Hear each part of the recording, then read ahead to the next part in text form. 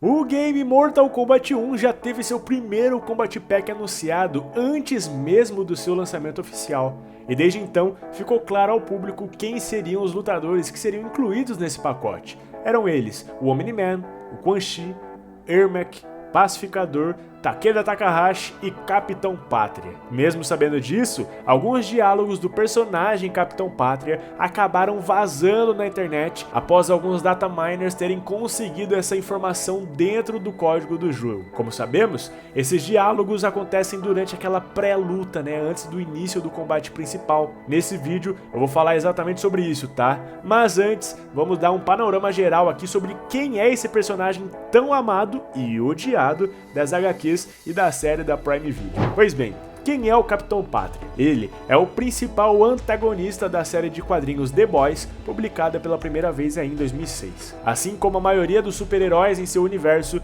ele é uma paródia sombria e adulta de outros heróis mais populares, de outras editoras, como se fosse uma mistura entre Superman e Capitão América, mas de uma maneira completamente distorcida. Ele é uma entidade poderosa, um super ser altamente malicioso que faz tudo o que deseja, sendo um predador e secretamente um criminoso. O suposto herói e líder do famoso grupo conhecido como Os Sete, que normalmente piora as coisas ao invés de melhorar, o Capitão Pátria está entre os piores da equipe, pois é um sociopata que acredita que pode tratar os outros como bem entende. Afinal, em sua cabeça, ele é um ser superior. Ao contrário do Omni-Man, que comete atrocidades por motivos que estão intrínsecos em sua personalidade, o Capitão Pátria é totalmente desequilibrado mentalmente, tornando-se uma bomba relógio por ser uma pessoa completamente imprevisível. No Combat Pack 1, ele terá a aparência mostrada na série da Prime Video, com as feições do ator que o interpreta, que é o Anthony Starr. Porém, ao contrário do que aconteceu com o Pacificador e o Omni-Man, o ator Anthony Starr não vai dublar o personagem no game. Pelo menos é o que indicam aí, os rumores. Enfim, bora pros diálogos. No diálogo 1, o Capitão Pátria fala: "Você e eu somos diferentes, somos melhores." E outro Capitão Pátria responde: "Eu sou muito melhor. Você ainda chora como um bebê por amor e aprovação." Pois é, gente, aqui temos um diálogo que acontece durante o confronto de dois Capitães Pátria. As frases em questão fazem referência à série. Afinal, é lá que vemos essas mesmas frases sendo ditas por ele durante alguns de seus devaneios a respeito de sua personalidade. O Capitão Pátria é um ser com desequilíbrio emocional claro, e a série explora bastante isso ao mostrar um pouco do passado frio e traumático do personagem, e seu desenvolvimento como um suposto herói e símbolo de uma empresa corrupta que só pensa aí em poder e dinheiro. E é legal que tem a cena do espelho dele olhando e conversando consigo mesmo, é bem da hora. No diálogo 2, Capitão Pátria fala: "Você não tá com medo. Por quê?" E o Sub-Zero responde: "Porque eu sou um Lin Kuei." Nesse diálogo podemos ver a surpresa do Capitão Pátria ao ver a ausência de medo do Ninja Sub-Zero. Em seu universo, o Capitão Pátria é reconhecido como um dos maiores supers do mundo, se não o mais poderoso mesmo. Então, é compreensível sua surpresa ao perceber que ele não assusta o Sub-Zero, que por sua vez mostra sua coragem e ousadia ao peitar de frente um ser tão poderoso. No diálogo 3, Capitão Pátria fala: "Você não vai vencer essa luta." E o Havik responde: "E nem preciso, a sua alma já está afogada no caos." Outro diálogo muito interessante, tá? Bom, o líder do Sete ameaça o clérigo do caos Havik, que responde de maneira astuta, dando a entender que mesmo que perca a batalha, o caos presente no oponente já é por si só uma grande vitória para ele. Isso nos mostra algo interessante a respeito do capitão e sua mente perturbada, Enquanto ele vende a imagem de ser um herói a ser seguido e respeitado para o mundo, a sua mente é confusa e completamente insana, um caos absoluto. E isso é algo que Havik pode sentir, se deliciando com o que virá a seguir. No próximo diálogo, o Capitão Pátria fala: "Você quer que eu desista dos meus poderes?" E o Liu Kang responde: "Sim, antes que eles o corrompam totalmente." Aqui vemos uma tentativa do Deus do Fogo Liu Kang de tentar salvar a alma corrupta e desequilibrada do capitão. Liu Kang, em linhas passadas anteriores, já passou por poucas e boas, Morreu, virou zumbi, morreu de novo, virou um corrupto de Shinnok, e também presenciou seu amigo e mentor Raiden se corromper e virar o Dark Raiden por 2 vezes. Justamente por esse passado, ele entende que poder em excesso acaba corrompendo. Ele já viu isso com Raiden, como já mencionado, além de Shinnok, Kronika e vários outros. Como de costume, Liu Kang tem um bom coração e quer ajudar o Capitão Pátria a salvar a sua alma, e para isso precisa que ele ceda os seus poderes, algo que o Capitão provavelmente não topará. No nosso quinto diálogo, o Capitão Pátria fala: "Você deveria agradecer a seus deuses por eu ser quem sou." E a Tânia responde: "Delia e Argus considerariam você uma abominação." Aqui a referência é dupla, tá? A primeira é a respeito dessa mesma frase dita pelo Capitão durante a série, em um momento de explosão que tem durante uma declaração na TV, mostrando a todos que realmente se acha superior ao resto da humanidade. A segunda se refere aos deuses de Mortal Kombat, que agora, nessa linha temporal, criada por Liu Kang, sabemos que são Delia e Argus. Argus era um deus edeniano em linhas passadas anteriores, enquanto Delia era uma feiticeira que se envolveu com ele. O que nos dá a entender agora é que nessa atual nova era, Argus e Delia são deuses protetores da Exoterra, algo que é bem interessante e legal da gente saber, né? No sexto diálogo aqui desse vídeo, o Capitão Pátria fala: "Você precisa de mim? Você precisa de mim para salvá-la?" E Mileena responde: "Eu nunca confiaria a você a segurança de Outworld." Outra linha de texto aqui tirada diretamente da série da Prime, tá? Em um momento de explosão, o Capitão Pátria larga essa frase durante uma entrevista para a TV, exibida aí para o mundo inteiro, mostrando para todos um pouco do desequilíbrio emocional do herói. Mileena, por sua vez, agora como Imperatriz, se mostra serena e firme, peitando o Super e jogando em sua cara o que pensa a respeito dele. No sétimo diálogo, o Capitão Pátria fala: "Você tem ideia de quantos soldados eu matei?" E Reiko responde: "Só sei que você não matará mais ninguém." O herói do 7 se gaba a respeito das mortes causadas por ele, avisando a Reiko, um fiel soldado do General Shao, que ele será apenas outro soldado a morrer por suas mãos.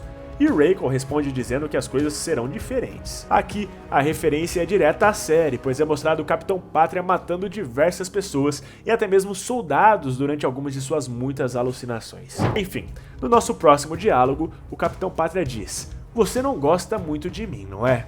E Li Mei responde: "Um déspota que possui superpoderes é uma receita para a injustiça." Referência clara a outra franquia de sucesso da NetherRealm Studios, que é Injustice: Gods Among Us. Nesse jogo vemos um universo alternativo da DC Comics, onde o Coringa consegue matar Lois Lane e destruir Metrópolis inteira com uma bomba atômica, apenas para zoar aí o Superman. O Superman, ele enlouquece e mata o vilão, iniciando assim um reinado de ordem e terror, onde ele é o líder supremo. O Superman de Injustice até tem algumas semelhanças com o Capitão Pátria, que são dois super seres com poderes quase que ilimitados, loucos por poder e com uma mente perturbada. Gostei dessa referência, viu? No diálogo 9, o Capitão Pátria fala: "Você é nojento?" E o Baraka responde: "Melhor ter meu corpo doente do que a sua mente doente." Oh, aqui pegou pesado, hein? Pois é, vemos o Super julgando o pobre Baraka por sua condição de ser um dos seres afligidos aí pela praga Tarkat. O Baraka não deixa por menos, né?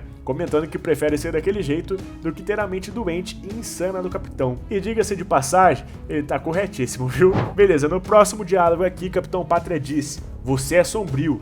E eu meio que gosto disso. O Omni-Man responde: "Bem, você é um idiota arrogante e eu te odeio." Cara, esse diálogo todo mundo quer ver, inclusive esse encontro entre Omni-Man e Capitão Pátria é um dos mais esperados do game, né? E esse diálogo nos mostra o pré-combate entre esses dois super seres presentes no game. Apesar de terem poderes e conceitos bem parecidos, os personagens são muito diferentes. Omni-Man tem uma missão de vida e é fiel ao seu planeta, o que em sua cabeça justifica aí as suas ações.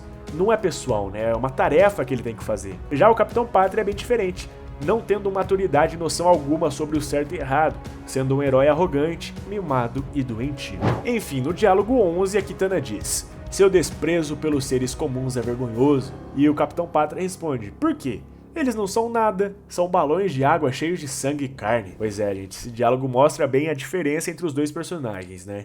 Enquanto Kitana se mostra uma guerreira honrada e que pensa no bem-estar do seu povo, afinal é a princesa do reino, o Capitão Pátria mostra sua indiferença e arrogância com o resto do mundo, se julgando superior a todos que encontra. No nosso próximo diálogo aqui, o Capitão Pátria diz: "Por que vocês acham que podem resistir a mim?"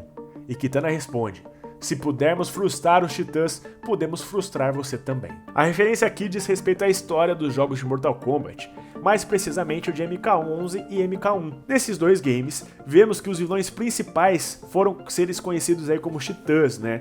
Poderosas criaturas que têm poderes mais insanos que o dos deuses anciões. Em MK11, a vilã principal foi Crônica, a titã do tempo. E na expansão Aftermath, o vilão foi Shang Tsung, munido com a coroa da vilã e a essência de sua alma. Em MK1, o vilão principal é o mesmo Shang Tsung da expansão Aftermath, sendo mostrado que ele conseguiu vencer em sua linha temporal, tornando-se assim um titã poderoso. Em ambos os jogos, as forças de Raiden e Liu Kang conseguiram superar essas ameaças. Então, o que seria o Capitão Pátria comparado a eles, né? No nosso próximo diálogo, o Capitão Pátria diz: "O que faz você pensar que pode me matar?"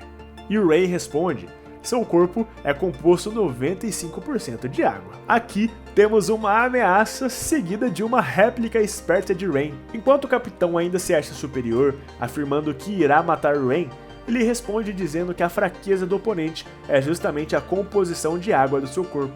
Afinal, Rain consegue, através de magia nesse game, ter o poder da aquacinese, ou seja, ele pode controlar e manipular tudo o que for de água que estiver ao seu alcance, incluindo o sangue. Enfim, no nosso próximo diálogo temos mais um encontro entre dois Capitão Pátria. O primeiro diz: "E se a Vogue estiver certa? E se eu for apenas talento?" O outro responde: "Por que você se importa com o que um bando de lama pensa?" Bom, os diálogos entre os capitães são muito bons, pois revelam claramente aí a insegurança e os problemas mentais desse personagem tão complexo. Aqui, a conversa entre eles é sobre a insegurança de um dos capitães que tem medo aí da empresa Vogue, que praticamente é dona dos Supers. Ele teme ela estar certa a respeito dele, enquanto o outro mostra a arrogância e a prepotência, dando a entender que não é necessário se importar com o que as pessoas pensam, afinal, eles são seres superiores. Beleza, continuando aqui, o Reptile diz: "Vou te dar um aviso, fique longe dos Aterranos."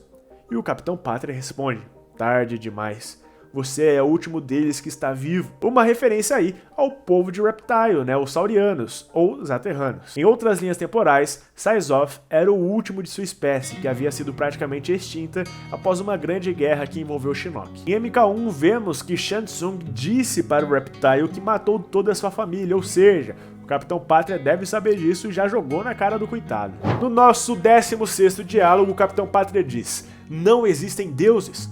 O único homem no céu sou eu." E Raiden responde: Liu Kang discordaria. Em linhas passadas, Raiden era o deus do trovão e protetor da terra, sendo um dos principais lutadores desse universo e responsável inclusive pela criação de uma segunda linha temporal, além de conseguir matar um deus ancião, algo considerado impensável, né? E assim atraindo a atenção de uma titã, a Crônica. E matar entre aspas, tá? Porque ele degolou aí, ele arrancou a cabeça do Shinnok, mas como ele era um deus caído, ele não morre de fato. Enfim, dito isso, a referência também faz um aceno à série da Prime Video, em que o Homelander, né, o Capitão Pátria, fala exatamente a mesma coisa, mostrando o quão superior ele pensa que é em relação aos demais. E a resposta de Raiden também faz referência a Liu Kang, que nessa nova era é o deus protetor da Terra, sendo o principal responsável pela criação desse novo universo, o que pode ser chamado aí como a terceira linha temporal de MK. Beleza, continuando, Liu Kang agora diz: "Se você não fosse tão cruel, eu teria pena de você." E o Capitão Pátria responde: "Dane-se sua pena, você deve me respeitar." Nesse diálogo podemos notar bem a diferença de personalidade entre os dois personagens, né? Enquanto Liu Kang, um deus protetor, age com humildade e serenidade, o Capitão Pátria, que nada mais é do que um experimento da Vogue, se acha superior e se considera um deus em sua terra. Quando um fala com o outro, podemos ver com clareza a diferença entre esses dois seres, que têm poderes insanos, porém com pensamentos absurdamente diferentes. No nosso próximo diálogo, agora o Baraka começa falando: "Nossa colônia não quer sua proteção." E o Capitão Pátria diz: "Proteção? Eu tô aqui pra queimar tudo." Pois é, mano. Enquanto o Baraka se mostra um guerreiro leal à sua tribo e às dores que seus camaradas carregam, devido aí à praga Tarkat, o Capitão Pátria mostra o que realmente faria em uma situação como essa, né? Queimar os monstros sem piedade alguma. No diálogo 19, o Capitão Pátria diz: "Ninguém com quem você lutou preparou para mim." E Rei corresponde: "Eu domestiquei Onaga, Domar você será brincadeira de criança. Olha o Onaga aí, gente. Pois é, mais uma referência clara e direta ao nosso querido Rei Dragão. Vemos que no final de Reiko, em Mortal Kombat 1, ele se oferece para domar uma antiga besta que está presa nas cavernas nas terras da família do General Shao, há gerações, né?